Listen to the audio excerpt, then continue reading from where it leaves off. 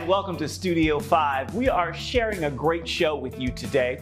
We are counting down to the release of Creed 3 with a first look at the film through the director's lens. Then we're sitting down with the filmmaker who gave us The Best Man Holiday, and now The Best Man, The Final Chapters. And then an actor best known for his role in Pirates of the Caribbean gives us a fresh look at the animated series, The Wingfeather Saga. We're sharing these stories alongside this week's countdown of the top 5 stories in the world of uplifting entertainment. Here are your first 2. At number 5. What the world needs now is love, sweet love. A new year brings big news from music legend Dionne Warwick. Dionne is releasing a brand new single this month with another living legend. Yes. Guess who's in that box? You ready, Tam Fam? Let's reveal it. Dolly Parton and Dionne collaborating! The new Dionne and Dolly single will celebrate both artists' musical roots. It's a gospel song called Peace Like a River. She wrote it, and I am very excited about this. People ask me, well, what are you going to do next? I don't know, whatever God has planned for me. I'm walking His path, and I'm loving every second of it.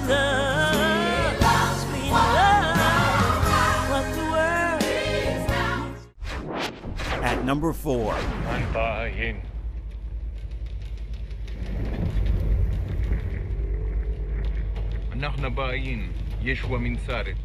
Actor, director, producer Mel Gibson will begin production on the sequel of his mega hit film, The Passion of the Christ, this spring. Gibson will begin filming in the next few months. The Passion of the Christ was released in 2004 and it became one of the most successful independent films of all time, making more than $600 million. Jim Caviezel will reprise the role of Jesus in the sequel. The highly anticipated sequel has been in development stages for the last 10 years. Gibson told Greg Laurie at a Harvest Crusade in 2016 he wanted to take his time in developing the story. That is a great start to our very first countdown in the new year. More to come in just a little bit. Figuring out who you are and what's worth fighting for. Those are 2 themes running through much of today's show, and we're seeing it play out in previews of Creed 3. Actor Michael B. Jordan returns to the franchise in the leading role and also in the director's chair. We have this early look at the film through his eyes. I spent the last 7 years of my life living out my wildest dreams. Bianca, Rocky, my dad. This was built on their shoulders.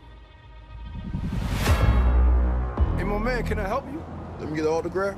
Nah, I ain't signing no autographs, but you get off my car. You don't remember me, huh?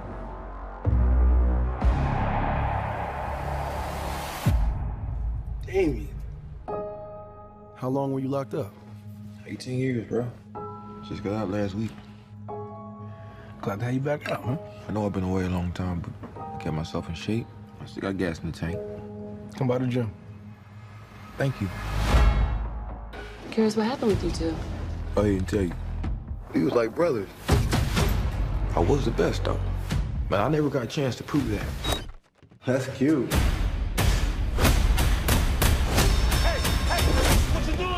Hurt me? I know what you're doing, Donnie. You don't owe this dude nothing. Damien's fighting the world and he's trying to hurt people. I vouch for you. You think you mad? Try spending half your life in a cell. Watching somebody else live your life. I'm coming for everything. You threatening me? Something is going on with you.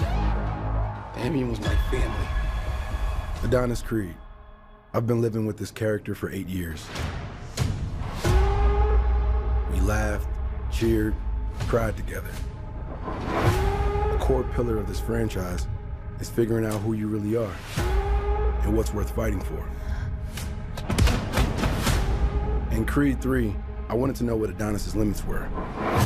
So, to be able to finally step behind the camera and continue to elevate and evolve this story is something I'm eternally grateful for. As a storyteller, you really put a piece of yourself into your films, from personal desires and goals to shortcomings, failures, mistakes. Creed 3, it's not just your typical boxing movie. We really wanted to take advantage of the emotional journey of the characters and put that into the ring and have it pay off in a physical way. Do what I gotta do. Some of my methods, you might disagree with me. This is the first sports film to be shot on IMAX cameras. With the IMAX experience, you can take in the environment in a way that you normally wouldn't. You're able to see every bead of sweat, every impact, the ripples in the skin, the sounds of the footsteps, the punches, the music, the lack of sound, and really immerse yourself into the entire world. Everybody has a past. Everybody has things that they wish they could have done differently. So to be able to see a character like Adonis go through some of those things, I hope audiences walk away feeling inspired. They have the courage to do something that you normally wouldn't do. I ain't scared of death. What you gonna do? Threaten to take my breath? Nah, we past talking. Then maybe you just have to find out. Watch it manifest. Got my only fear. I ain't scared of death. Did you hear me yet? I ain't scared of death. Did you hear me yet? What you gonna do? Threaten to take my breath? I need you to let go of your fear. Let go of the guilt.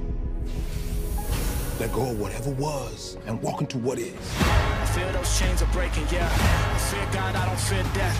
I see those stripes and take a step. We still have some time before the film's release. Right now, Creed 3 is scheduled to hit American theaters the first week of March. Still ahead, That book caused a lot of drama. Get your popcorn ready. the filmmaker who gave us The Best Man Holiday, and now The Best Man, The Final Chapters. Malcolm D. Lee, Spike Lee's cousin, joins us next. At number 3, I'm on a Zoom call with 5 people. He's just sitting here whining. He wants to play fetch. All right.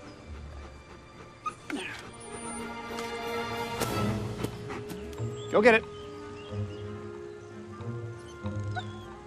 He needs to choose the stick. it's a Studio 5 first look at Doggone. The family film streams to Netflix this week, sharing the story of a father and son on a mission to find their missing dog.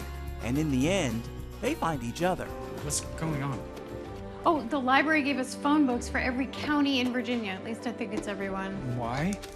Because I'm analog, and if I search online, I'm just gonna print it all out anyway. That's hundreds of loose pages. This way, it's easier to manage. No, like, why are you doing this? Because we have to find Gonker.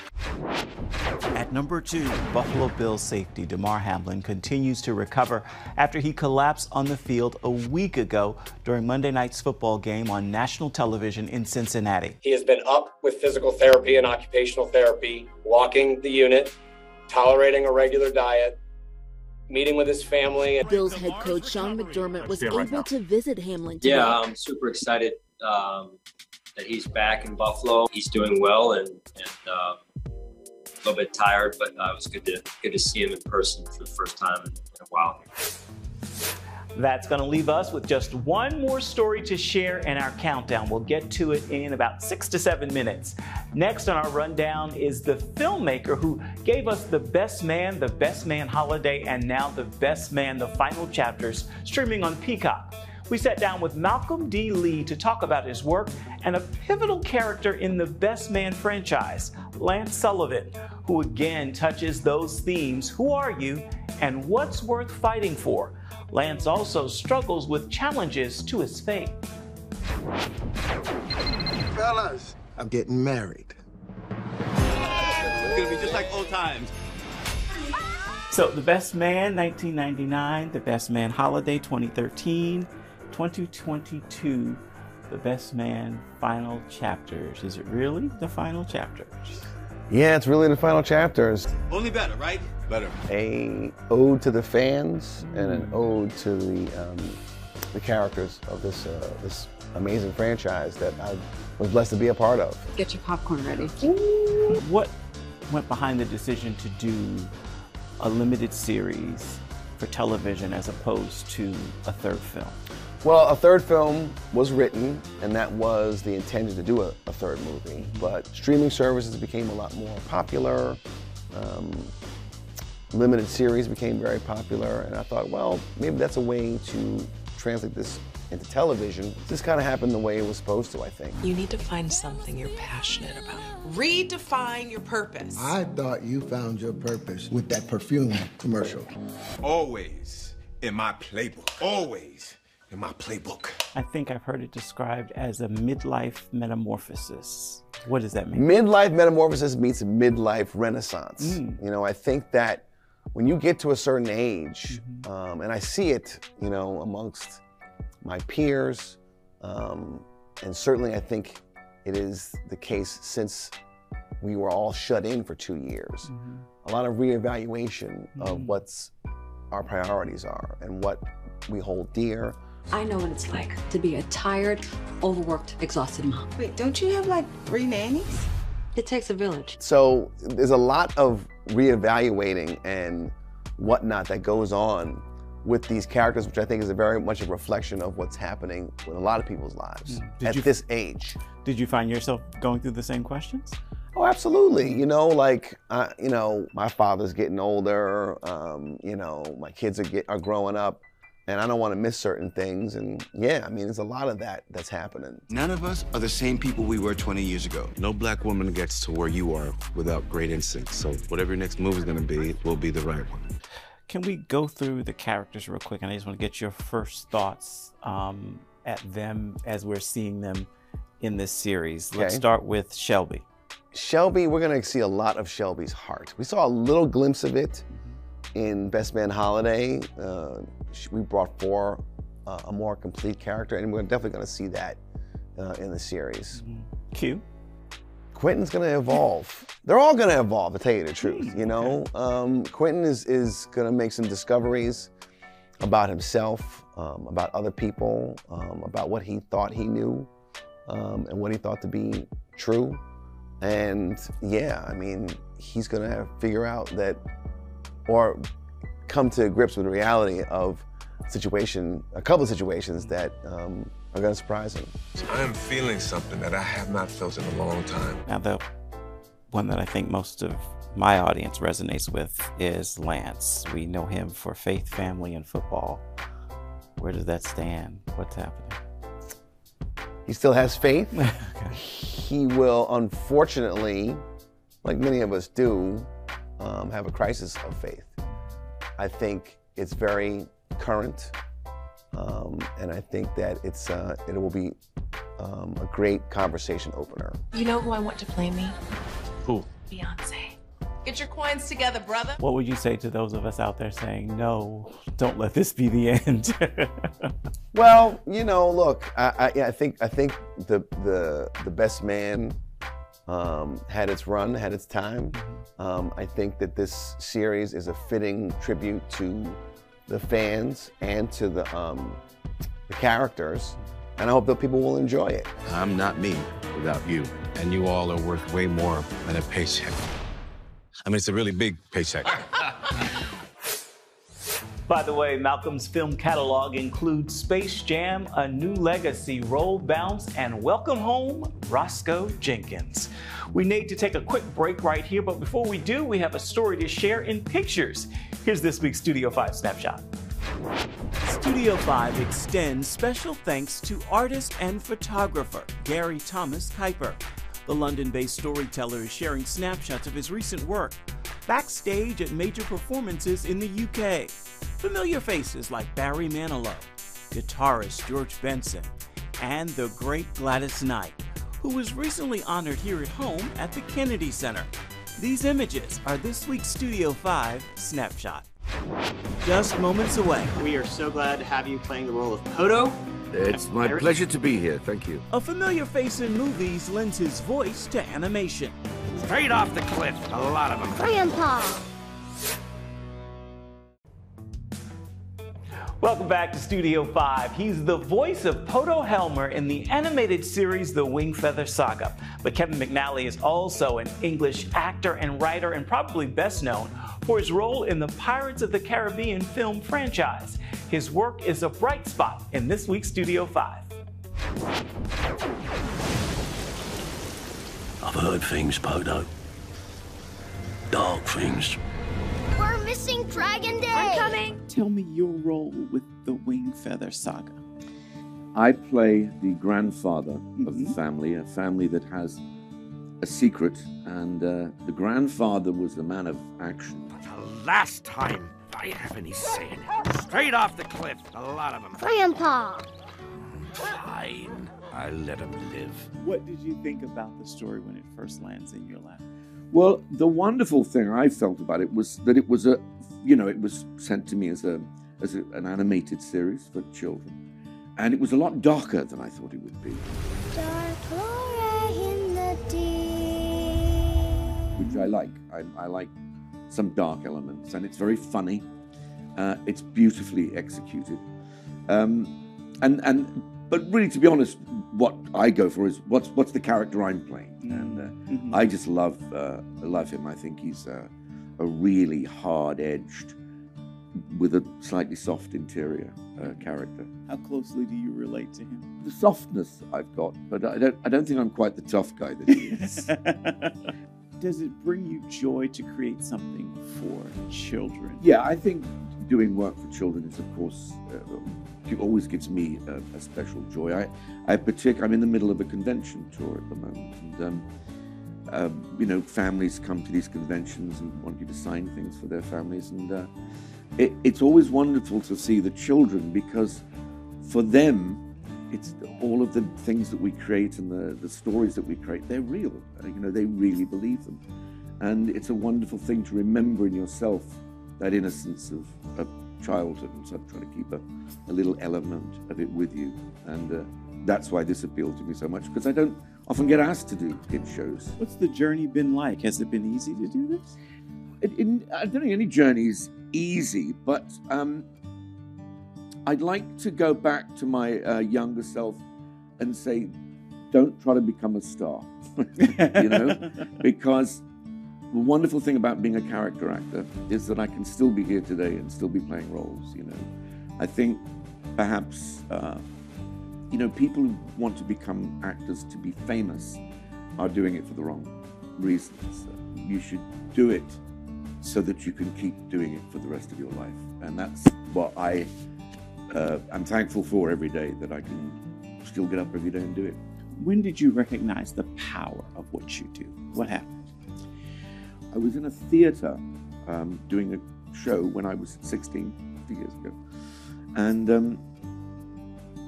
there was a child came up to me who had a terrible facial deformity, and but he was the happiest he'd ever been, because he just had the experience I'd had when I was young. And I imagined that his life wasn't easy. Kids aren't very nice, are they, to each other? But his mother said, I spoke to him for a while, and his mother said, that's the happiest he's been for a long time. And I was very moved by that. Obviously, I first came to America to do Pirates of the Caribbean. Jack Sparrow is not my name. My name is Joshua McGill. And I had no idea that I was entering into a world where I would be, I'd known no other actor like it, personally, that virtually everybody you meet on the planet will have seen this stuff. And I have had a number of young people come up to me over here and say, particularly on this little tour I've been doing, that they wanted to thank me for doing it, because they'd had difficult childhoods and it was a sanctuary for them at times. You can hear McNally's voice in the Wingfeather Saga series. It streams on the Angel Studios platform alongside great works like The Chosen. With that, we have made it to the final story in this week's countdown of the best news and uplifting entertainment. Here's a quick look at what's rounding out this week's top 5. At number 1. Most beautiful. Most beautiful. This familiar Maverick City voice will be silent for a bit. Chandler Moore sharing on Instagram he's taking a break to focus on Jesus, his ways, and his kingdom, to focus on loving my wife way better, a way that she's worthy of, to focus on being more present as a father to my legacy, to focus on leading those around me more intentionally, to focus on my assignment to those who I'm in relationship with, not just theirs to me. I'm hoping that this time off of here sets the tone for this year. I'm praying that I won't be too distracted with trying to make things happen that I forget who makes it all happen. I'm so in love with you. You're beautiful. Coming up next. The film, The Best Man, is beloved by so many people. A great filmmaker shares a great final word. Welcome back to Studio 5. Figuring out who you are and what's worth fighting for. It's a two-question theme we keep repeating on this week's show, and it's inspired this week's soundtrack. The song is called Walk by Faith. It comes from Ty Tribbett and PJ Morton. Take a listen and you're sure to hear why it's what's playing in my ear. Even though the whole world changes, your word remains a lamp unto my feet and a light into my path. There's a one faith. Keep on walking in the side. Hey, say it again. I want faith in the